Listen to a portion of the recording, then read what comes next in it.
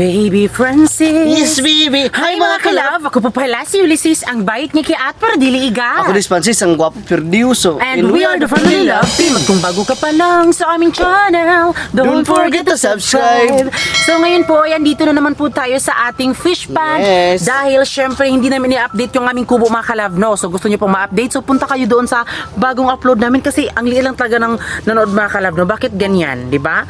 So sorry, pagpasensyahan nyo na po. At syempre malalaman nyo din po sa last vlog namin kung bakit kami super busy. Kaya manood muna kayo doon bago dito, di ba? Pero sa ngayon mga kalab, ang gagawin namin ngayon ay magtatanim po kami ng mga vegetables po, yes, mga gulay. Kasi di ba, ang gulay po ay nagbibigay po sustansya sa ating katawan, lalong-lalo na sa akin na kailangan kong kumain ng gulay dahil para mas more vitamins as para more fresh yung ating face kahit talagang bagong hilamos tayo mga kalab, no? Pero ngayon dahil umuulan po siya mga kalab, so siguro aantayin lang natin na tumitila po yung ulan para hindi po mabasa yung ating cameraman at camera woman. Pero sa ngayon mga kalab, i-update namin kayo kaunti lang sa kubo namin na ayan ginawa. So nalagay na po yung kubo at syempre nalagay na din po yung nipa, yung bubong, yes. At alam nyo mga kalab, napaka-struggle yung paglagay namin kaya kailangan nyo pong panoorin mga kalab, no? So ngayon mga kalab ay nandito kami sa fish pond talaga namin ay meron po akong na-discover mga kalab na merong nakatira dito na putyukan, yung mga bubuyog na mga maitim. Ipapakita ko sa inyo mga kalab kasi sabi nila dito daw kasi sobrang laki na daw na yung bahay niya. Tara, sisilipin natin kung meron ba.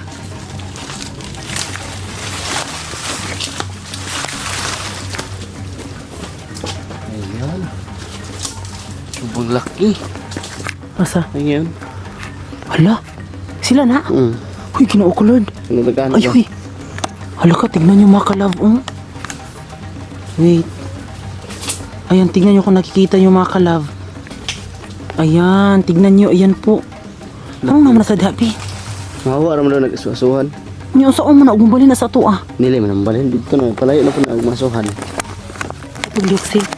So ngayon lang namin nalaman mga kalab na meron palang mga putyukan.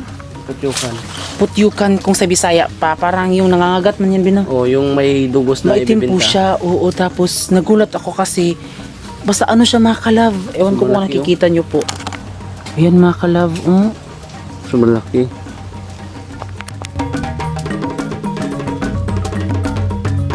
So ayan mga kalab, nakakita kami ng putyukan.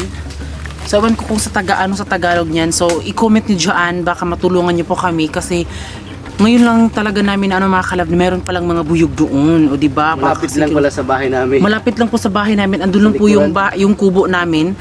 So sa likod lang po ng kubo namin. So grabe, hindi namin in-expect to. So advice kung ano po yung pwedeng gagawin namin dyan na parang hindi kami para makalipat po sila ng ibang bahay nila. Stay put mo lang kayo dyan at manood lang po kayo sa vlog namin for today's video. So ngayon ay magpupunta na po tayo doon mga kalab. Ipapakita namin sa inyo kung saan kami magtatanim.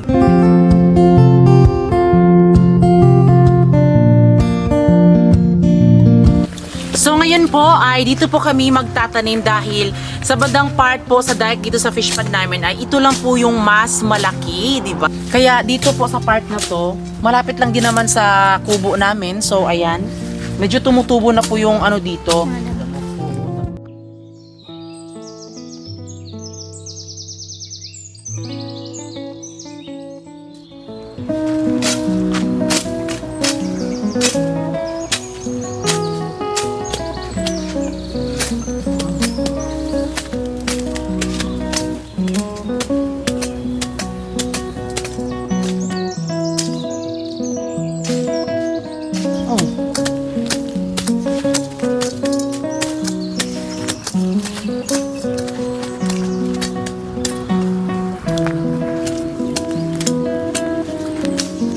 Asa itong tara-tara be? Ito mo dito.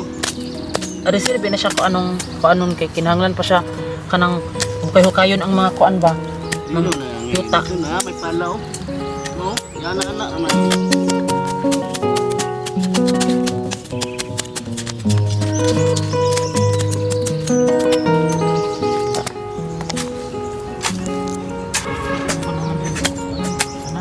Ha?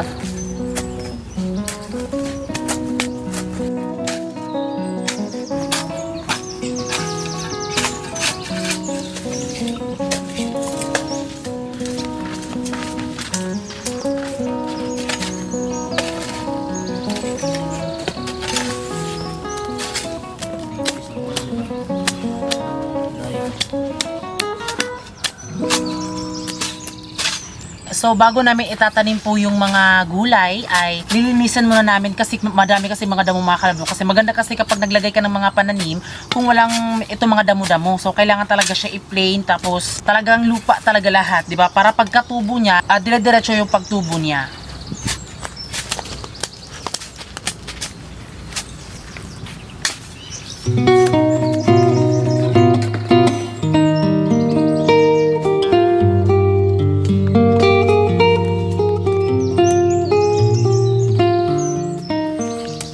So ngayon po mga kalab ay dito po kami magtatanim. Meron kami ditong 4 po na klasing mga gulay. So meron kami ditong smooth green, ayan. So okra po siya. Meron din kami ditong Diamante Max F1. So ano siya mga kalab, kamatis. Meron kami ditong parang sayuti ata yun na wala kasi yung cover, sayuti. yung- At syempre itong sitaw. So isa po sa sitaw na binili namin dahil adik na adik po kami sa sitaw talaga. So yung mas binili namin is yung mga talagang kinakain talaga namin ni Francis, diba? Kadalasan talaga. So itong kamatis is talagang pwede to siya kasi si Francis mahilig po siyang magluto ng egg tapos nilalagyan niya talaga ng madaming mga kamatis. At ito pong okra, sinasawsaw niya po ito sa bagoong, sa ginamos. At ito naman po, inaadobo namin siya. At syempre yung mga kalab, yung parang sayote siya. So minimix namin siya sa mga sari-sari na gulay. Kaya meron po kaming bibilhin po na which is yung mga talong, tapos yung mga basta i-update namin kayo kung ano yung idadagdag namin dito. Pero sa ngayon po ay 4 muna yung ilagay namin dito. At sa po mga kalab, dito po, 'di ba alam niyo naman talaga yung itong sitaw ay napaka madamo talaga siya kapag tumutubo na. So iiba-iba po namin sila ilalagay-lagay para hindi po namin sila dikit-dikit, baka siguro nahirapan kami kapag nag-harvest na kami. Ayan. So sa bandang dito be, ano to dito be? Ang itatanim natin dito ay okra muna, ay yung batong muna. Ay, siguro be dyan sa banda dyan yung mga okra, kamatis, kasi Oo, 'di ba? sige. Kaunti lang naman sila na tumutubo. Tapos itong mga kalab, sitaw, baka dito sa banda mga kalab, Sakto na Debbie. So dito namin ilalagay mga kalab, yung sitaw, para mag-isa lang talaga siyang tumubo kasi yung space talaga dito is para po siya sa mga sitaw. So pagpasensyahan nyo na po kung hindi po siguro tama kung para sa inyo, pero sa amin ang importante makataniman kami ng gulay at makaharvest at syempre makapagbenta. Syempre meron tayong mga pagkain mga kalab, food, 'di ba? Sa pang-araw-araw, ayan. So ano pang iniintay natin? Let's go, simulan na natin ang pagtanim. Ay di biro, maghapong na kayo ko.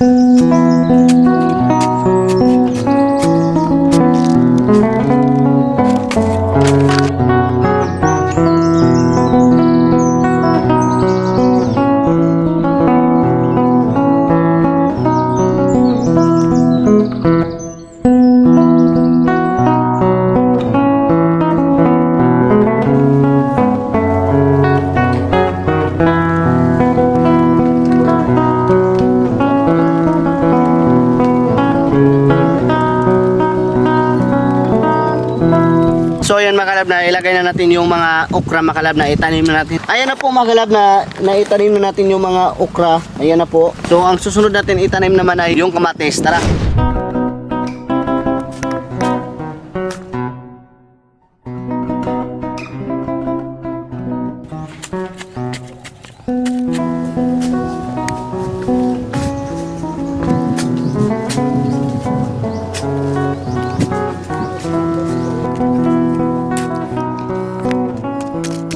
Tingnan yung kulay mga kalab ng liso talaga ng kamatis. Para po siyang kinulayan. Kulay red, parang lips.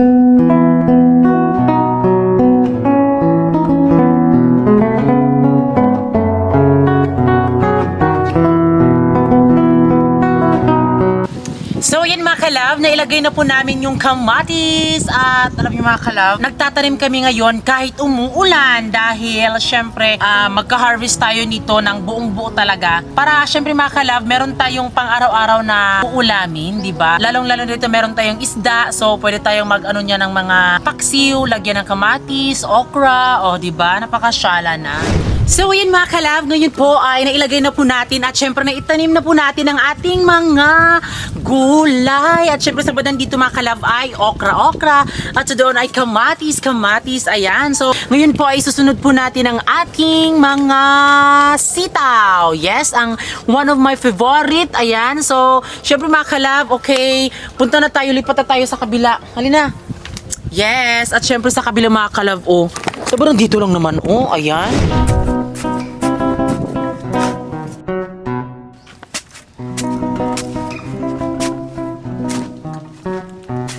So ayan mga kalab, tignan nyo po at alam nyo, para po siyang dragon seed. So comment below kung bakit pula po yung kaniyang seed, di ba? Ayan, kulay pula. Para po siyang nilagyan ng cutics, o di ba magkatugma lang naman yung cutics ko. Ayan, so i-comment below mga kalab, i-comment nyo dyan kung bakit kulay pula siya. Or baka siguro kinulayan siya para hindi siya siguro siya mabulok or maunsa ba, baka mabulok or mabright, diba? So ngayon na ilalagay na natin ito, so siguro tig-iisa lang, so bahala na silang tumubo sila, no? Kasi magtanim ay di biro, maghapong nakayuko, di naman nakaupo, di naman nakatayo, sumasakit ang lakod kasi napakasil. So yan, nilalagay po namin mga kalab. Isang praso lang mga kalab. Uy, okay na yan. Basta malalaman lang natin yan.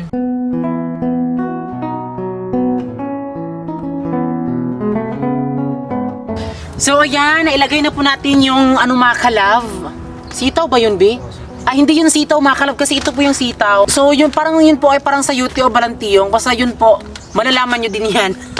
So next, last po na ilalagay natin ay itong sitaw, bata, patali. So iba namin to ilalagay para talaga medyo malaki po yung kanyang space kasi medyo madami kasi ito. Bubuksan na po natin yung ating sitaw Montenegro. Ayan, ito na siya mga kalab. Yan, tignan nyo.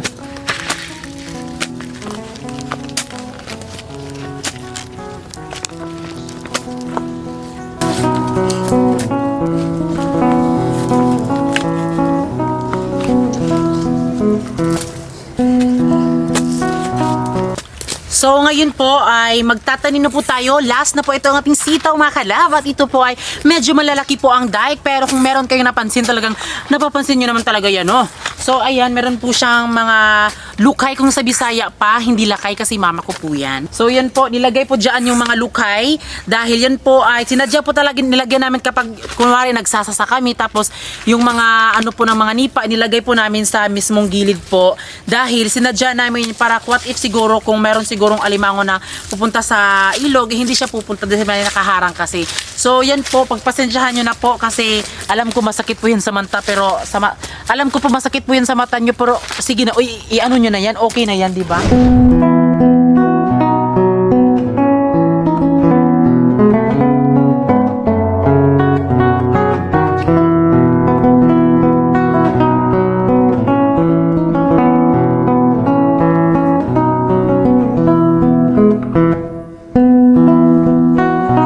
So yan mga kalab, thanks God, nailagay na po natin yung ating gustong itanim talaga, which is yung sitaw, okra, kamatis, at siguro yung sayote. Basta nakalimutan ko yung talaga yung mga kalab. Uy, meron naman po siyang cover, kaso nga lang dahil sa sobrang excited na may tanim talaga siya, na-open ko siya, no, dahil gusto kong makita. I hope sa vlog na ito, meron kayong napulot, which is yung pagkailangan pulutin mga kalab ng mga aral, which is yung magtanim po tayo ng gulay para magkaroon tayo ng masustansya na pagkain. 'Di ba? So, alam niyo mga kalab, kami kumakain talaga kami ng karni-karni. Pero na ko mga kalab, yung mga binti ko is palagi nila siyang sumasakit. Kaya hindi na kami kumakain ng mga ganon. Siguro kumakain kami ng ganon is kung may birthday, pero ngayon mga kalab ay more in gulay na kami. Kaya yes, manok. gulay mga kalab. Pero yun nga, napatunayan talaga mga kalab, proven and tested talaga na yung mga laman loob, mga karne is talagang nakakasira talaga siya ng mga sa katawan natin. Pwede naman tayong kumain pero wag lang talagang puro palagi na lang yung inuulam natin kasi kami ni Francis ganun din kasi kami parati kaming mga laman loob, kumakain talaga ng mga karne, pero ngayon dahil medyo hindi na, so sobrang okay na po yung aking mga binti mga kalab, yung kamay at paa, balik at ulod, hawak, dapi-dapi, ayan, hindi na siya sumasakit mga kalab. Sige na ikaw mag-explain Sil kasi marami nagsasabi Sil, hindi ka doon nagsasabi, hindi ka doon nagsasalita. Sige na, go. Doon naman ay tinanim namin ay batong. Oh, go. Isa. Go. Yan makalab. Doon sa kan makalab ito. Tanaw ng batang makalab ito. Batong tinanim namin dito. Batang kinanin nito makalab. Sa bandang dito makalab. Oh, kamatis. Kamatis. Ha? Kamatis dito makalab. Sa bandang dito makalab. Bantiyong. Nagsasalita talaga si Giselle kaso nahihiya lang siya, tapos kapag nagsasalita siya ng Tagalog ay ano dito wala gumagano pa siya mga kalab, pero pag nagsasalita naman po siya ng Bisaya mga kalab, straight mo talaga mga kalab, no? Yun mga kalab, ay naglagay na po tayo dito ng ano mga kalab, mga gulay, at huwag kayong mag-alala kasi lalagyan pa po namin yan ng mga gulay. So siguro sa next vlog is ano mga kalab, lalagyan po namin siya ng bakod. So hindi mo na sa ngayon dahil hapon na mga kalab. Ayan, so dahil meron pa din naman kaming isi-shoot yung aming Christmas music video mamaya. Alam nyo, pupunta na naman po kami sa saang plaza mga kalab para magkaroon po kami ng music video. Kasi diba kapag music video na Christmas song, syempre doon talaga tayo sa background na may mga series, mga Christmas tree at Christmas 4 at 5. Ayan, so sunod na namin to, lalagyan po ng bakod dahil kailangan din magmadali kasi i-edit ko pa siya para i-upload. Yun po. Dati ang gulay di ko tinitikman, arati na lang iniiwasan. Pero ang gulay ay masarap pala kapag sinabuan na siya. Makulay, makulay ang buhay, ang buhay. Makulay ang buhay sa sinabuang gulay. Uli na tamo. So ayan sa mga bata dyan, kumain po kayo ng mga gulay para magkaroon po kayo ng strong bone. At syempre, yung mga lakas na mga pamamatawan mga kalab, no? At para, syempre, hindi kayo magkaroon ng sakit. Magkakaroon kayo ng sakit. O sino bang tao na hindi magkakaroon ng sakit? Kaso nga lang, hindi kayo agad-agad madapuan ng sakit. Kaya kumain kayo ng mga gulay ng mga bata ba, ha? So, yun mga kalab, dahil naitanim na po natin yung ating mga gulay at kulay sa sinabuang gulay, ninday lakay, ayan. So, ngayon mga kalab, magpapaalam na po kami at maraming salamat po sa panonood po ng aming vlog at sana meron kayong napulutan sa gilid-gilid, di ba? So, yan, maraming salamat po sa lahat ng nanonood at syempre bago kayo umalis, please don't forget to subscribe our YouTube channel at kami ang Family Love Team na sabing dapat love lang. Dahil ngayong Pasko ko ay